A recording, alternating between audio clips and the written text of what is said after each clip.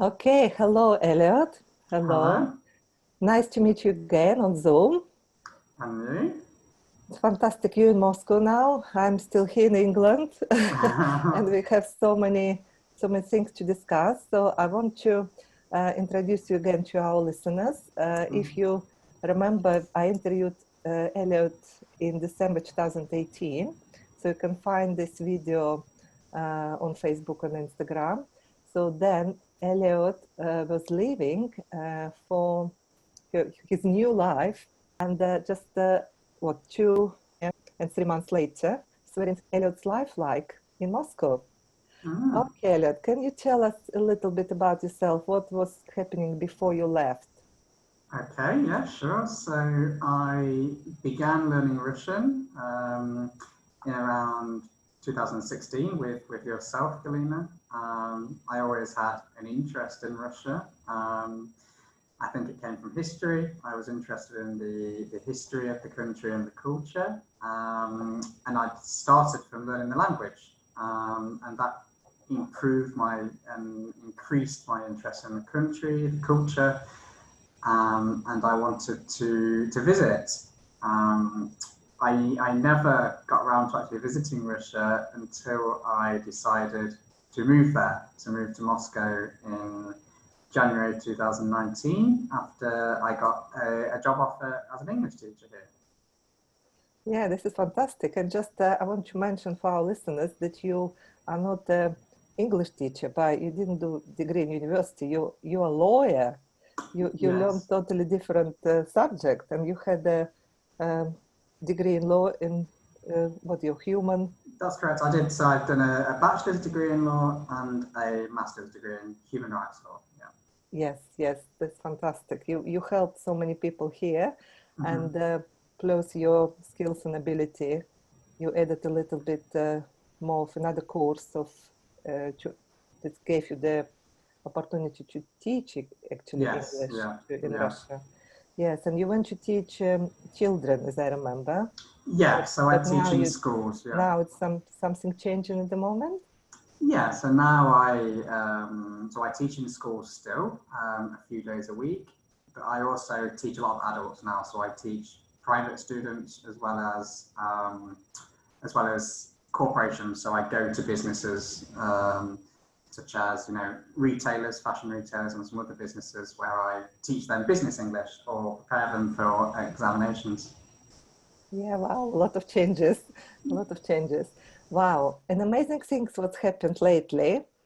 So this is big surprise, was big surprise shock for me that Elliot Mm-hmm. wrote the book. This is his Mm-hmm. new book. It's called Why Are You Going There? And Elliot published this on Amazon, as I understood. I bought this book recently. I didn't read it all, but I read some stories. It's very interesting, give you just some ideas about culture in Russia. So you're not only been in Moscow. I looked through the book and you Mm-hmm. visited some different places. You went to Tula, you went Mm-hmm. to Karelia. This is amazing. Mm-hmm. I never been there.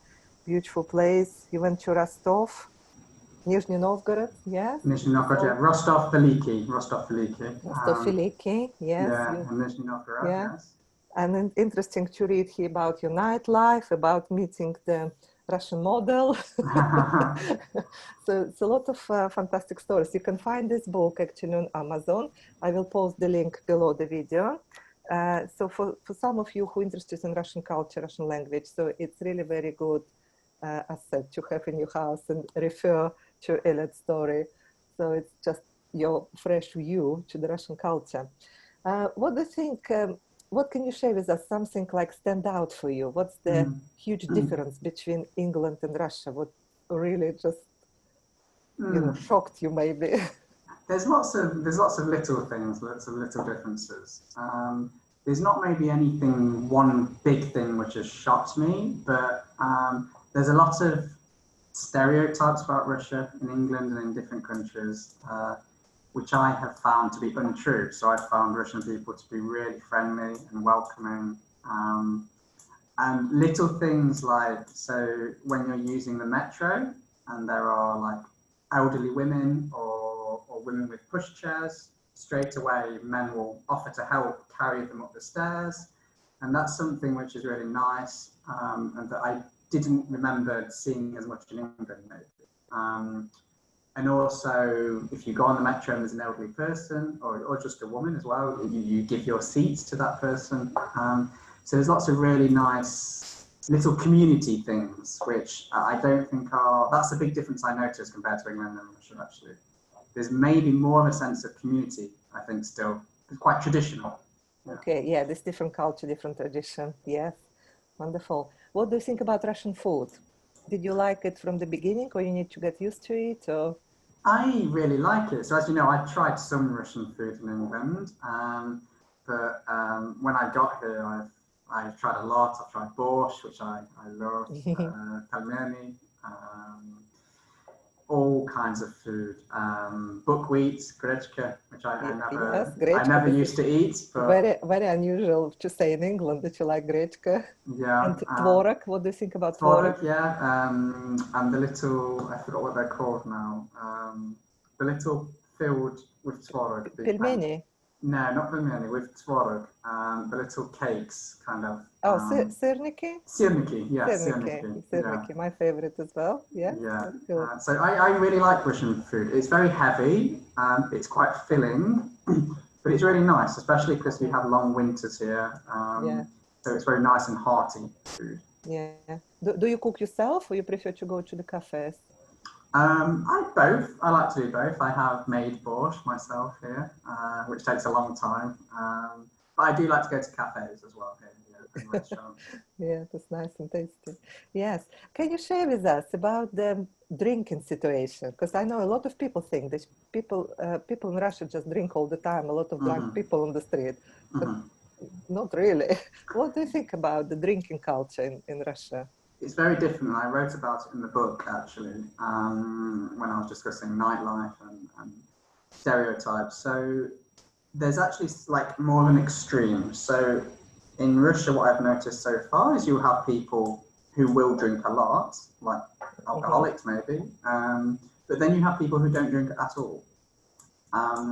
Compared to England, where there's lots of binge drinking, that doesn't seem to be the case here. It seems to be much more balanced. Yeah. So is it the same in Russia like in England, say like Friday, people waiting for Friday, just go to the pubs and drink all the weekend? Is it different in Moscow? I think it's different because actually there's not as much of a pub culture as well in Russia. I mean, in Moscow, of course, they have like English pubs and Irish pubs, but pubs aren't really as popular here. It's more of a British thing. So I've not personally noticed like people really drunk on the street or anything like that. So people seem to be more balanced here, I think. Yeah, the approach to drinking. And did you notice these people, when they drink, they eat? So this is very different. So there is no just drinking. It's always should be some food, nice food, and drink. Yes, so there is no just, we go for a drink, you drink all night. Yeah, it's always with the food. Yeah, yes. Definitely. Yeah, this is different. Good. So as you mentioned the transport, what do you use for the transport? Do you use metro? So the main transport I use is metro, and there's a chapter in the book on the metro. It's beautiful. There's chandeliers, there's marble floors, paintings and pictures. It's really amazing just to see it itself. There's a lot of stations, so I mention a few stations in my book, so like Kievskaya and Arbatskaya, and there's some beautiful stations. Prospect Revoluции is amazing station. Yes, a lot of statues there. And Novozabodskaya, it's got stained glass windows. It's like a church when you're inside.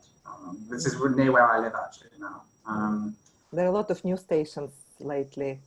Yes. Built in Moscow. So mainly I use the metro, which has been fantastic and it's great. I have also recently started driving in the last 3 months, maybe. Oh wow, this is scary. Driving in Moscow. Yes, they have car sharing here, so you can rent a car, you pay per minute, and then you park the car. Yeah. So that's been an interesting experience as well. But the metro is still my main choice. Yes, it's great. It scares a lot of people, yes. And another interesting thing is different. I was in Moscow myself last summer, and we went to the football match in Dynamo Stadium, and I noticed this: there is no drinks there. People not allowed to bring drinks, and there is no drinks you can buy there.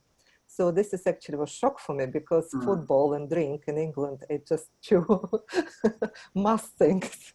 Yeah, did you? You maybe not interested in football, but this is the cultural things. People just come to enjoy the football, not drinking.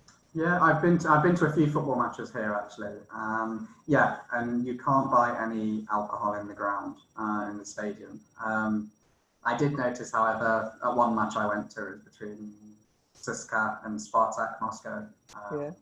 There was a pub opposite the stadium, so people were just going to the pub before and then coming to the stadium. And then come, okay. But yeah, most people, one thing I really noticed actually in football was there were fans from both teams sat next to each other, and there was no problems. No fighting, no. Yeah, no fighting, no problems whatsoever. No abuse.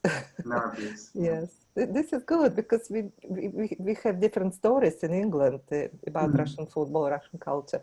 This is very nice to hear this from you, English person from Derby, who lives in Moscow. Amazing.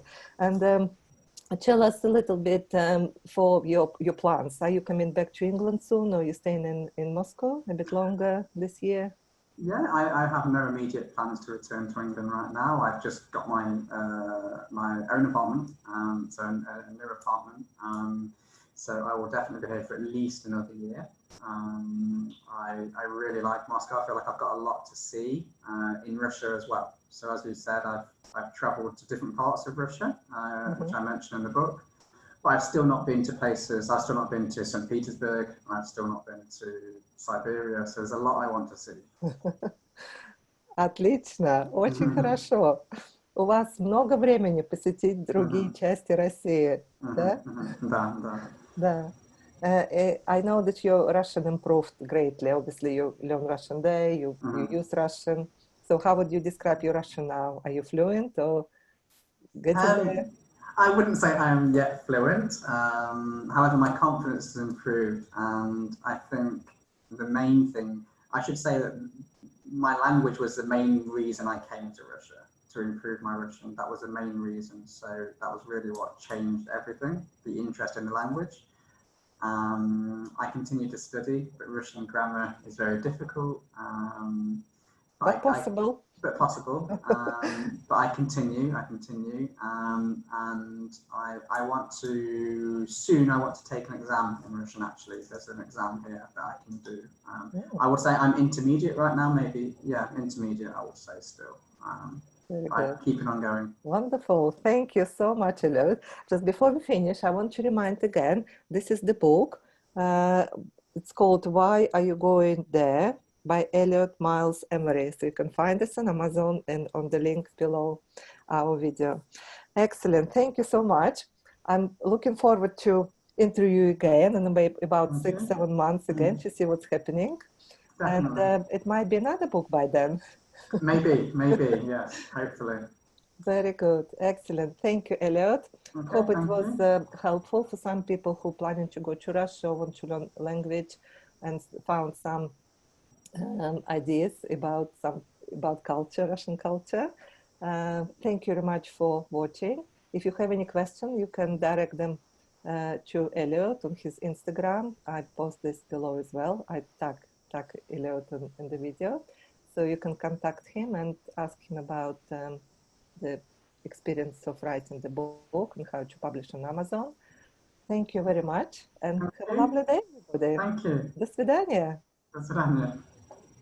I'm helpless when I push away.